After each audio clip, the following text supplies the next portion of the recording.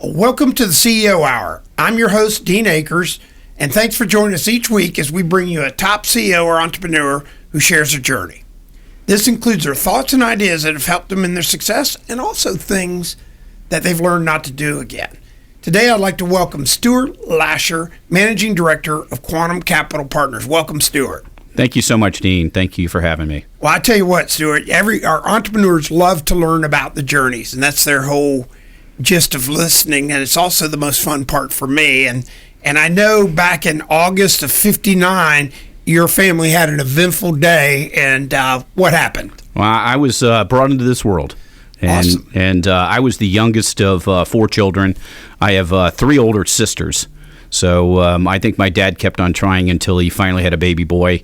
Unlike you, I think you just only produce males in your family. Well, we were trying to have that one daughter and quit at 5. Well, that's epic. So you were born in St. Petersburg. Yeah, I was born in St. Petersburg, Florida, and I spent my first 18 years living in St. Petersburg. So when you were growing up in St. Petersburg, tell us about that journey.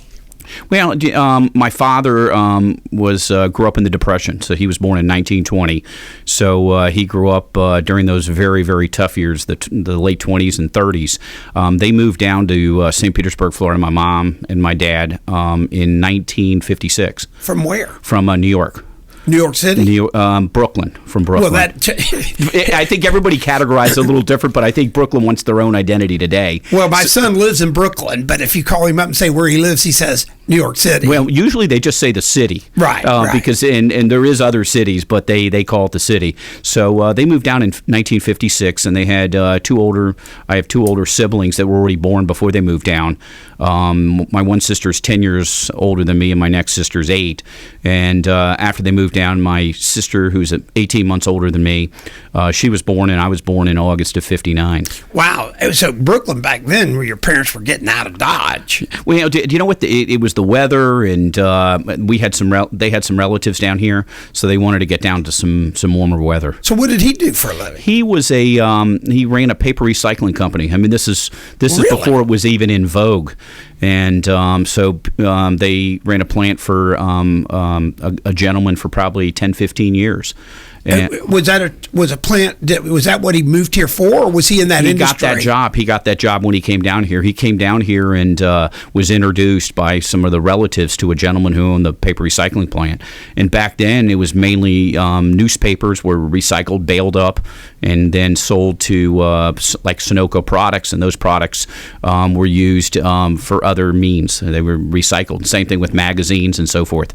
So he did that for all the way through until he retired. Wow. So when you're growing up in that family with 3 older sisters, they must have beat up on you a lot. Well, you know what? I had a lot of supervision, I guess is what you call it. But my sisters, I have 3 older sisters. My oldest was kind of my babysitter. She was 10 years older than me. But I got babied a lot also. I got supervised a lot and babied a lot. And they always called me the favorite because I was the son, the golden child. Oh, I guarantee you were the favorite.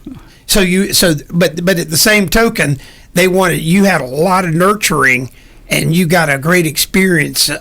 My sons grew up all boys, right. So they had a different environment where you just throw stuff at each other. Well, do you know what? I had an environment to where my siblings taught me how to treat women and how to treat women with respect, and I was always taught to open the door for women. I was always taught to respect women and treat them well.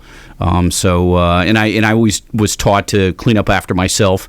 So I got a lot of those life lessons at a very, very young age. That's epic. I mean, that's great. So you went to what high school in St. Petersburg? Actually, segregation started when I was probably in the 7th grade. So I went to Tyrone Middle School. Then I ended up going to high school at Gibbs High School. Wow. So I was in one of the early years of busing, and they were on dual session. So I had the afternoon shift, and I went there one year. My parents kind of looked at it and said, you know what, you're probably not learning as much as you're capable of. They transferred me to St. Pete Catholic. So a Jewish boy ended up going to a Catholic high school. So the good part of that is I didn't have to take any of the religion classes. Well, my Catholic granddaughter goes to a Jewish school. So, everybody learns. Well, back then, there wasn't a lot of non-denominational private schools. So most of the private schools were denominational, were Catholic or Christian based, and especially in St. Pete. So did you grow up in your high school years and junior high school years as this blessed silver spoon kid? Oh, by no means. By no means. I always tell my kids that I've worked since I was 12 years old. I grew up in I would say a lower middle class family. I always had food on the table, but anything that I wanted, I had to earn. So I think when I was 10, 11 years old, I made cinnamon sticks out of toothpicks and mixed cinnamon, and I sold them at school. And when I was 12, I was umpired baseball games. I mowed lawns. I was a busboy at a restaurant all the way through high school. I remember putting these value packs on people's doorknobs. I got paid on weekends, Saturdays and Sundays. We would go to these big condo complexes, and they'd pay us $2 an hour to put all these things on doorknobs. So I think I've worked all my life. I think the good part about that is I've developed a great work ethic. I'm not afraid to work. Well, did you? But when you're doing it back then, it wasn't even like it was work. It was part of your means to an end, though, wasn't it, to get what you wanted? Yes. You know what? If I wanted to get a car for my 16th birthday, I had to pay for it. Right. If I wanted to get something, I had to pay for it. So there was definitely a motivation, but I was always driven by doing well at whatever I did, and I wanted to be the best at whether it was being the best busboy. I always tried to make sure the forks and the knives were straight, and I always wanted to provide great customer service. So I always had kind of that instinct to be a good worker and motivated. Are any of those restaurants still around? The one on it's on 34th Street, Lamppost Inn. It's called the Lamppost. So I worked there in 1972 to 1977. And I started as a busboy. I washed dishes. I did whatever it took. And some of the I umpired baseball games. So I had a passion. I played baseball, so I had a passion for sports. So the Parks and Recreation in St. Pete paid us, I think, $2 a game to be the umpire. And but to our younger listeners out there, $2 a game was better than $0 a game watching it anyway. I would go to it anyways. You're right. You're 100% right. And I got to call the place. But my best event at umpiring was a championship game, and I was, I think, 13 or 14 years old. And the head sports writer for the St. Pete Times, and it was called the Evening Independent back then, was this guy named Bob Chick, and he was the coach on one of the teams. And I called a guy out at the plate. It was one of the last plays of the game, and I had to throw him out of the game because he kept on arguing with me. So that's my biggest memory from umpiring baseball games. Throwing an adult out, and he kept on coming after me. And I said, "You have to leave the field." And so it was a memorable, but it was one of those things where I knew I made the right call. And it didn't work out that way, and that's a lesson in life. Right. Sometimes you make the right calls, and somebody may disagree with it, and you have to figure out how to approach that and how to deal with that. Wow, that's very epic. So now you're what else in high school sticks in your mind that helped you develop who you are? Well, I think that St. Pete Catholic had a great curriculum, and they had business classes, which was very unusual for high school. And so I took 2 years of accounting in high school. I took an economics course. So I'd already knew that my best aptitude was math, and I have kind of that math mindset. And I'm not good with foreign languages. I knew that. So I wasn't going to try to, or being a teacher. So I knew I was great in math. So I took 2 accounting classes and then an economics class. And that gave me kind of a great foundation to know what I wanted to do in college. Well, I know when I was in high school, you had to have a language to graduate. Yes. And I had failed Latin, and my guidance counselor, the principal, finally said, you don't need to learn a language because you're never going to learn a language.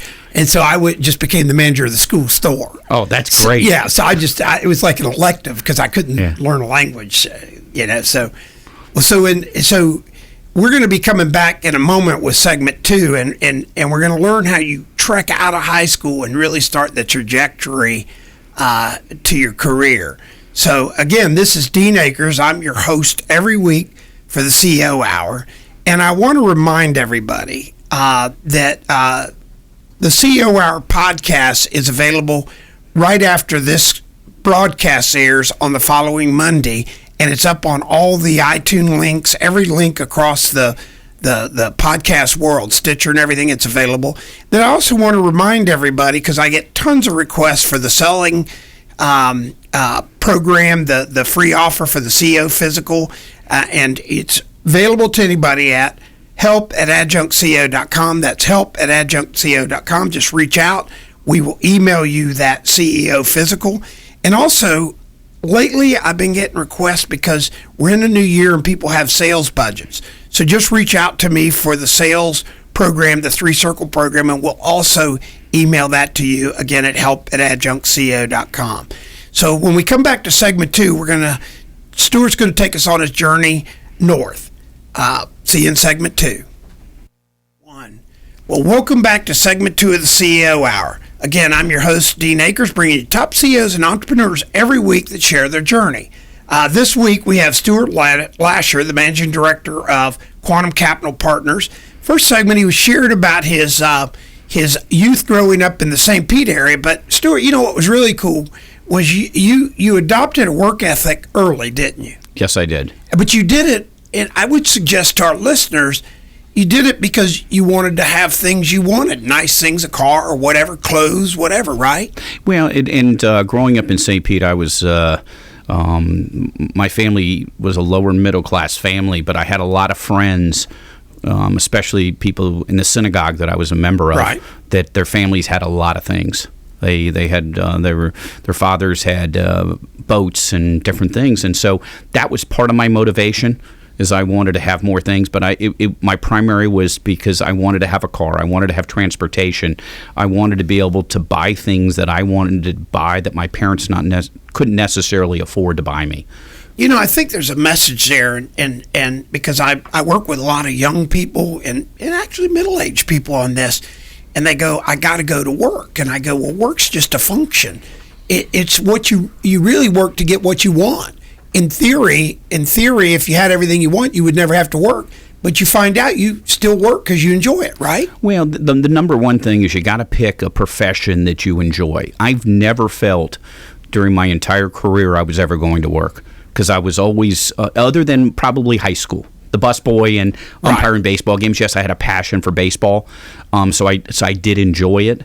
But my career post high school, I enjoyed my career. I enjoyed going to work. I enjoyed learning, and it's the ends to the it's the means to the end. Of course, you've got to earn a living, but the more passionate you are about your profession or your job, the better you'll be. So, would you tell our listeners out there that they need to take time to really discover their passion? 100%. And I think the youth today, I think the millennial generation, I don't want to categorize it that way and generalize it, but everybody wants instant gratification, and everybody expects that they're going to have this huge success the day they walk out of college. I always kind of say this one phrase that I was taught many years ago: your 20s are to learn. That's the number one thing. The number one goal of your 20s is to learn, figure out what really you're passionate about, figure out the profession that you're going to be good at. Your 30s and 40s are to earn, and your 50s are to earn. And then your 60s and beyond are to return. So I always say learn, earn, return. Well, that's a powerful message. And I think one of the things you hit on is the passion side, because I got to share with you, my 5 sons, I focused on their passion and monetizing their passion. In other words, I think a lot of people graduate from college and they're doing what they're stereotypically told to do as a job, and nobody's ever really peeled the onion back to find out what their passion. Your passion was numbers and stuff and learning and stuff. So you went off to college. Where'd you go to school? I went to Florida State University. Where's that? Well, I know it's not your alma mater, but I have to say, I went there in 1977, and the primary reason, I'll be honest, because I am a numbers guy, it was 3 girls for every 1 guy. Well, I knew that was a lot better odds than 1-to-1. That's true. So I used my statistics and decided that I wanted to go to Florida State. And I went there with a number of good friends that I went to high school with, and I evaluated the program, and I knew I wanted to go into business school. I knew from day one that was my path. Well, you kind of were in business for yourself when you're umpiring and stuff. You're having to go get jobs, and you're having to research and resource, right? And you know what? I think that when I got my first jobs, it was really I guess a prelude. I always wanted to own my own business because, again, some of my friends' fathers were entrepreneurs. So they owned their own companies. One owned all the Midas muffler shops. Another one owned Economy TV, who, and I'll share later on, his son, my best friend, became my business partner in a business. So I always saw that they had, number one, they had financial security, they had independence, and they loved what they were doing. I wasn't the type, even in that generation, a lot of our contemporaries went to work and they kept that job for 30, 40 years. Right. I wanted to be able to start something, build something, but I knew I had to get a lot of skill sets before I started that. So my goal was during my college days, as well as I guess the first 5 to 10 years of my career, it was always, what skill sets do I need to get my ultimate goal, which is to be able to own my own company. That's awesome. So in college, what did you study at FSU? I studied accounting and finance. And your degree was in? My degree was accounting and finance. I had a major in both. And so your first job out of college? Was working for a public accounting firm. Back then it was Pete Marwick, right. Mitchell. Now it's called KPMG. And so I spent I interned my senior year of college. Had a great experience. And went to go work for them. And September of 1981, I'm dating myself, nearly 40 years ago. And my first 6 years were an incredible experience. So did you actually get your education to the point or take the thing to get your CPA? Yes, I took the exam right out of college, passed it the first time. Wow. Which was a great accomplishment, and was very proud of that. But I think the most important thing is I gained a couple things from those experiences. One is I got to work on a lot of different companies, a lot of different clients. So Public Supermarket was one of my clients. So they had a couple hundred stores back then. So I got to interface with the CFO, Bill Vass, Barney Barnett, George Jenkins. All those guys. So I got a lot of great experience, not just on that industry or retail industry, but how to run a company. I tried to always observe how they ran their organization. I worked on J-Bill Circuit when they were $60 million in revenue. They came out of Michigan, right. And they moved down there, originally made airbags. They came down, and I watched their transformation from an auto industry manufacturer or assembly company into a PC, because they saw the evolution of the PC in the 80s. Worked on Pinch a Penny, which was another retailer and franchise system. Worked on some real estate developers. So I got exposed to a lot of different companies, a lot of different entrepreneurs, management styles, cultures, and I tried to take the best of each one of them and learn from that. And then also look at what went wrong in some of my clients. You learn more. My feeling is you learn more from seeing failures or experiencing failures, because you learn the consequences of decisions. So I learned from the failures, and I learned from the successes of some of the businesses I audited. I was on the audit side, not the tax side. So you got to see all the operational numbers and everything. All the operational numbers, the key metrics they use to analyze the business. But more importantly, I think, is I learned the different functions of running a business. Every business has 5-6 functions. Well, you got to experience, just the short list you let. First off, you went to work for a major accounting firm right out of college. Yes. Right? Yes. You passed your CPA first time. Yes. So you're not an underachiever at this point. Right. And then they put you on audit work in some of the biggest companies in this region. Yes. And you got to meet some of the heavy hitters in this region that probably looked at you as a young, up-and-comer with your attitude, your skill sets, and everything else, and mentored you a little bit. Well, and that's been the best experience, is throughout my life, I've always tried to have mentors. And to me, that would be the thing I would recommend to anybody leaving college today, or anybody really running a company. Get 2 or 3 different mentors in your life in different stages, because you need different mentorship at different points in your life. And so I had 2 to 3, 4 different mentors that really helped guide me through the experiences. And the other thing that I think that I was able to experience is, it's one thing having the IQ and the technical abilities, but EQ is just as important.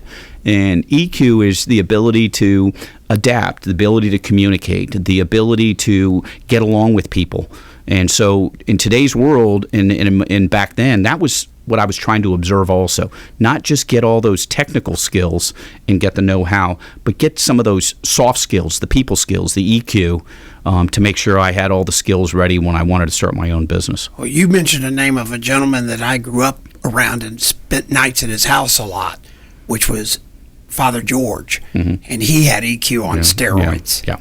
You know, he grew that Publix brand, but I remember being with him, and he said it's all about the people, Dean. And you know what? And that's the part that people miss sometimes. When you have a company, there's really 3 legs to the stool. Well, that's the way I look at it. Number 1, you have the employees. Number 2, you have your customers and vendors, and then you have the shareholders. Right. So every decision you make balances those 2. So if you pay your employees too little, yes, the stakeholders get more. But guess what? It tips the stool. And you may end up tipping that stool a little bit, and if you have employee turnover, the customer experience suffers. Right. So it's balancing all those stakeholders, and Publix did the most incredible job balancing the customer experience with the employee morale, taking care of its employees, and then taking care of the stakeholders, the shareholders. And that's in every business. You got to balance that 3-legged stool. Yeah, so the 3 legs are the employees, the shareholders, and your customers and vendors. Okay.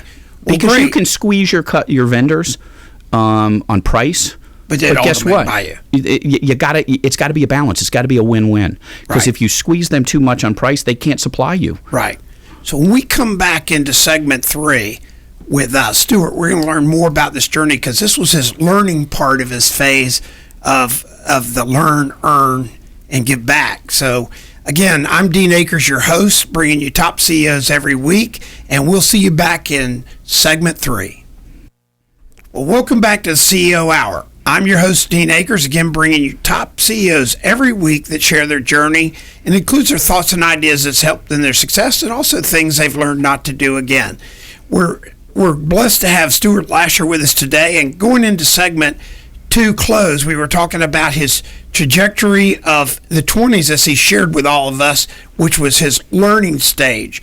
So now you've been with the Pete Marwick Group, and you've audited some of the really stellar companies. I mean, you had to be blessed to have those kind of experiences. Oh, it was incredible. And then one of my clients was a small retailer called Silk Greenhouse, and they had 6 locations, and we were Gordon Tunstall Consulting was working on the financial plan for Silk Greenhouse, because they were trying to raise capital. That's how I knew that earlier, because I was with Gordon. And so Gordon was a good friend of the firm, and I was the manager on the account for Silk Greenhouse, and so I was helping them kind of put together that plan. And the CEO, Jerry Bradwell from Silk Greenhouse, sat me down and said, "Listen, I'd love to hire you. You know this business so well. You got some tremendous experience." And I think I was 27 at the time.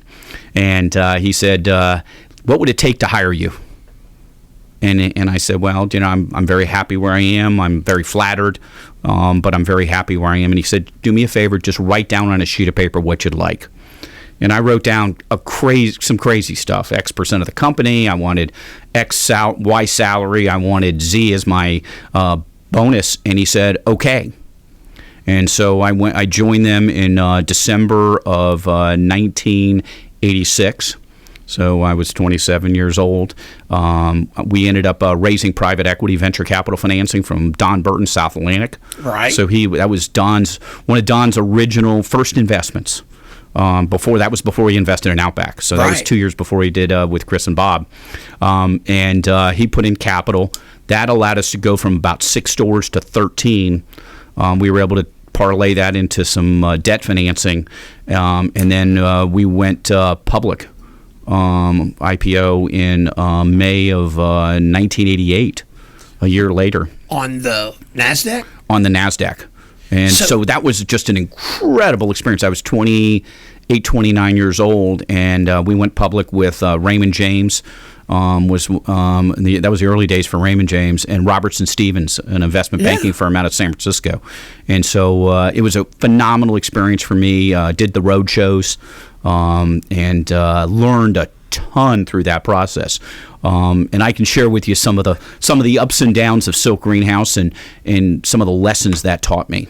I can't even imagine your age, obviously working with the companies you worked with, and then having this opportunity to be in not an absolute startup, but a company that was really ramping and amping in the senior executive suite. You're definitely the measure of learning in your 20s, aren't you? Yeah, it was. I would call that a hockey puck learning trajectory. On steroids. It was incredible. And it was just not, I knew the finance part of it and the accounting part of it, but I got to learn a lot about operations because Silk Greenhouse was an importer of silk products and Christmas trees and so forth. So I learned about merchandising, learned about store operations, learned about warehousing, distribution, because there's all those functions within a business. Market even. How do you advertise the product? How do you price it? What kind of margins? So I got a great learning experience from it. We grew to 30 stores. We went public. We grew to 55 stores. We did a secondary with Alex Brown and Raymond James again, so we raised more capital. And we ended up getting the approach to do an acquisition of Michael's stores. At that time, we were going to buy Michael's because their stock was flailing. I mean, it was struggling. So the guy, the CEO of that, B.B. Tooley, it was primarily owned by a guy named Sam Wiley, and he was a Texan that was a billionaire out of Texas. And so we spent months upon months looking at an acquisition of Michael's stores, and we were going to combine the company. And we had our outside board, Bill Schifino Sr., who was our SEC counsel, as well as a board member, Rob Roberson. I don't know if you remember. Yeah. Rob was on our boards. Don Burton was on our board. Yeah. And it was an incredible experience because it was a big M&A transaction. I was 29 years old, working with investment bankers, merging the two companies. We were a couple $100 million in revenue at the time. They were $300-400 million. I mean, this is back in late 80s dollars. Big. And the deal fell through. And that was really what I would consider the demise of Silk Greenhouse. Our founder decided that he wanted to shift the business from importing just silk flowers and plants and decorative items into more of a Michael's store format with party goods and craft supplies and so forth. So I learned that valuable lesson: stick to what you do best. Don't try to be all things to all people. And we shifted the stores, bought a lot of inventory, and that was kind of the initial demise of Silk Greenhouse. So we ended up getting to about 90 stores at Silk Greenhouse. We ended up I went to the board because I went to the CEO first, saying, "Listen, we got some challenges here. You've overbought inventory.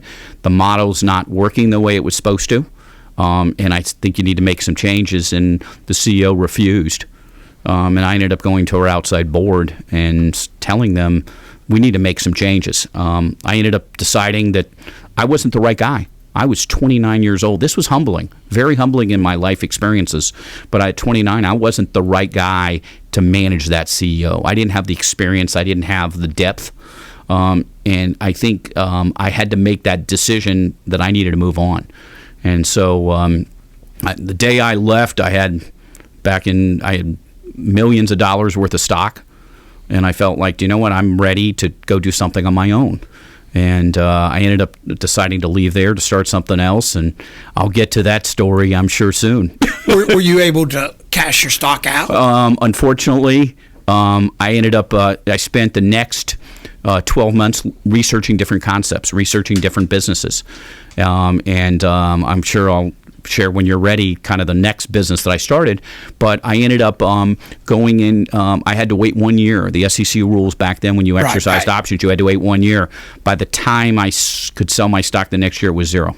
Yeah, that had to So be I left Instead of with millions, I had zero value for all that effort. But you know what? At the end of the day, I took away from me that experience, phenomenal learning experience. Oh, and you were still at that learn stage of your life. And I hadn't quite hit 30. Yeah, so you weren't in the earning stage. I wasn't in the earning stage. So my earning stage truly started when I left there in and so what happened? You leave there. What's the next step? So I spent the next year trying to figure out really the market, the industry that I really wanted to work in. So a friend of mine, Stephen Esrick, and I mentioned his father had Economy TV. He was my best friend in high school, my best friend growing up. Same bar mitzvah class, roommates in college, part of college, and we always wanted to do something together. And he is a phenomenal sales and marketing guy. I think a pretty successful, competent accounting, financial, operational guy, but he's an incredible marketing guy. So we teamed up and we said, let's find a business together. So we started looking for different businesses to find, and we were both invited to an event at some friend's house, and I couldn't go, and he went, and he called me that night. And we had landlines back then. We didn't have any cell phones. Right. He called me that night and said, he goes, I got the business we got to get into. I said, well, what is it? He goes, this house was incredible. Beautiful house. This guy's house was incredible. He must be making a fortune. I said, well, tell me a little about the business. He goes, this guy had a boat that was absolutely gorgeous. And I said, Steve, tell me about the business. He goes, well, it's the employee leasing business. And I said, you know what? I'm familiar with that. And I said, let's spend some time. So we spent probably 3 months researching the industry. We met with bankers, met with businesses. We shopped the industry. We actually had them present their sales presentation, learned a little bit about it. And so we ended up starting an employee leasing business, my partner and I. In 1990. And we decided to approach it very differently than everyone else. This was 1990. You didn't have a lot of the internet and so forth, but I felt like the barriers to the sales process were lose control. Right. Because they're going to be outsourcing their employees to us to handle all the HR functions. So my goal was to develop a software system that gave them the control. And this is before you had cloud-based and interface and so forth. So we spent 9 months writing a software system that allowed our clients to interface with us and look at our information on the on the internet, so that we would download a file to them every time we process something for them. So they would always have up-to-date, paperless personnel HR files. We'd keep vacation for them. We'd keep them review information. It was all built within the software system. And I took some of the IT people that were with me at Silk, and I had them come over and do it. So we spent 9 months developing the software. We beta tested it on 2 or 3 clients. And not only did it allow us to sell better than everybody else, but it also allowed us to be much more efficient and have a higher margin. Wow. Because they were entering the payroll on their site. Right. They were doing all the work. They were doing all the work. All the competitors, they were faxing, the clients were faxing their hours to them. The clients were faxing everything to them. We didn't have the whole staff behind there that had to do it. We had to proof it, but we had them doing some of the information, and they felt like they were still in control. So that gave us a very good competitive advantage from an industry perspective. Awesome. So when we come back into segment 4, we're going to learn about that, because now we've gone into the earnings stage, and I know some of the trajectory for your earnings. You've had great earnings in I've businesses. Been very blessed. Very blessed. Very blessed. Not just blessed, but when we come back into segment 4, we're going to talk about the growth of that company and finish your journey to where you are today as the managing director of Quantum Capital.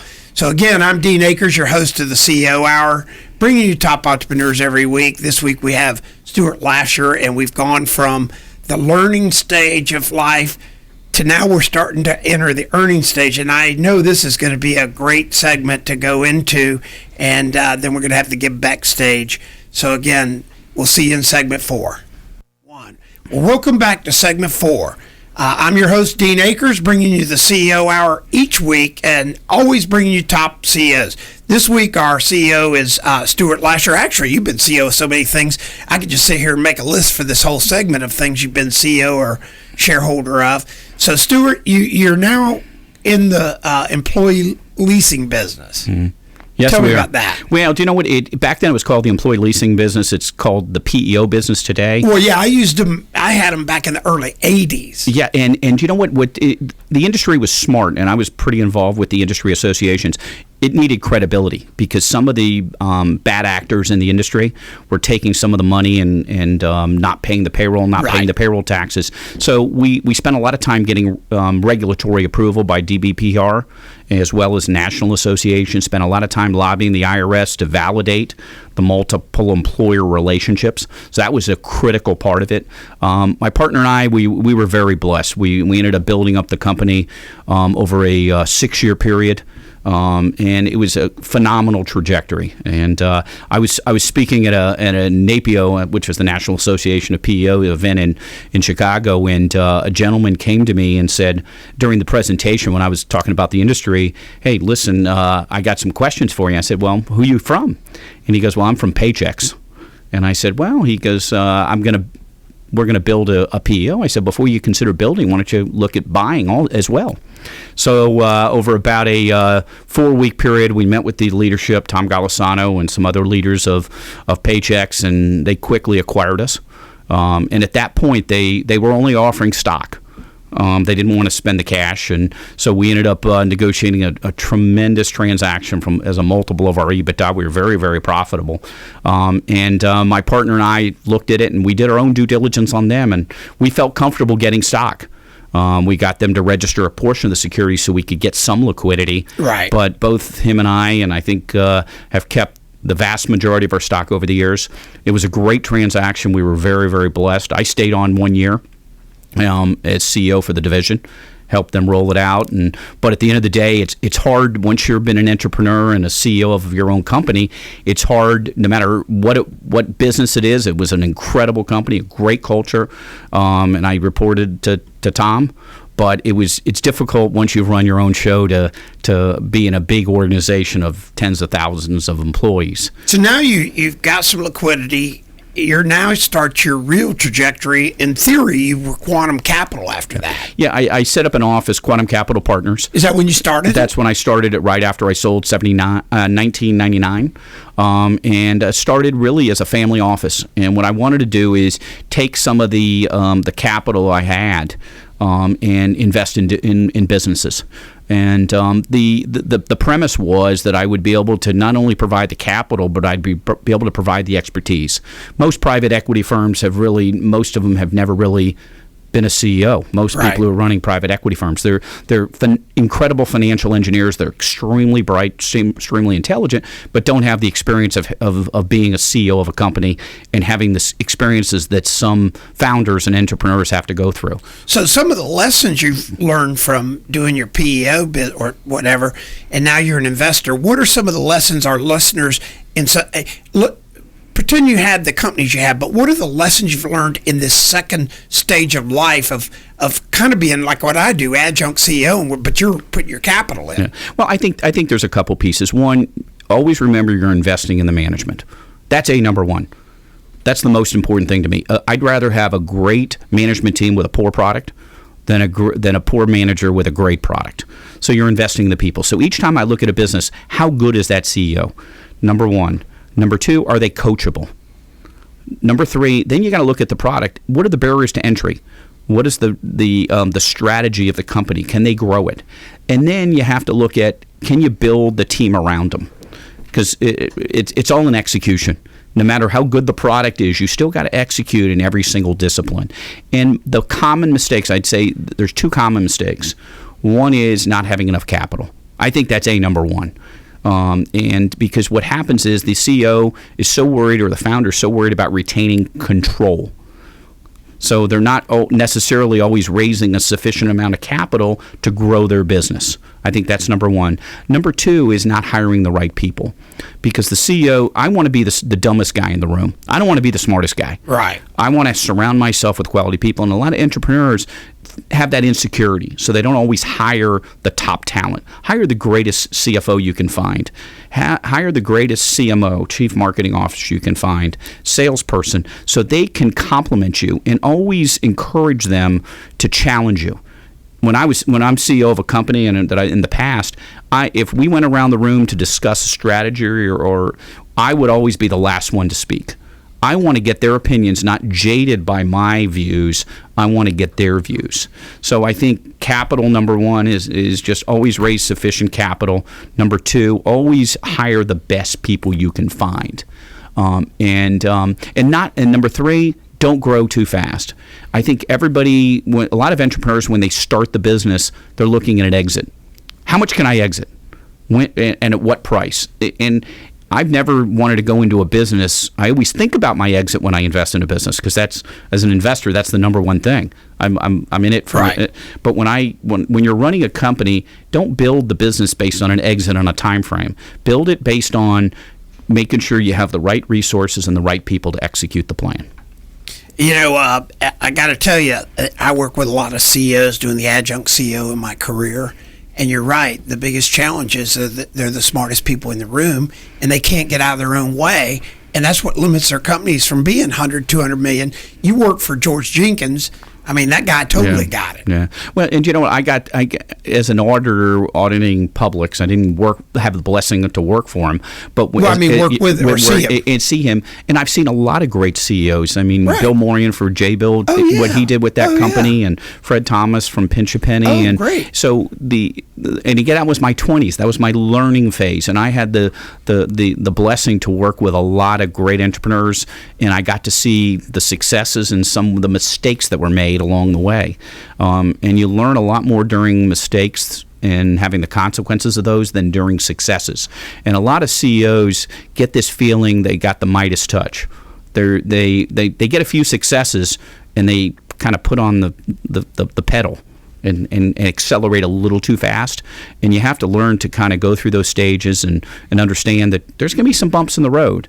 And as a experienced, I kind of know some of those bumps in the road kind of before they're going to happen. Well, you mentioned some of the really great CEOs you've got to witness, and then you probably got to witness a CEO that kind of read his own press clippings with the Silk Greenhouse deal when he wanted to go after the Michaels people. See, what a blessing to have had your 20s where you've learned and absorbed. At the end of the day, you now are an investor. You've mentioned those key things: capital, people, they grow too fast.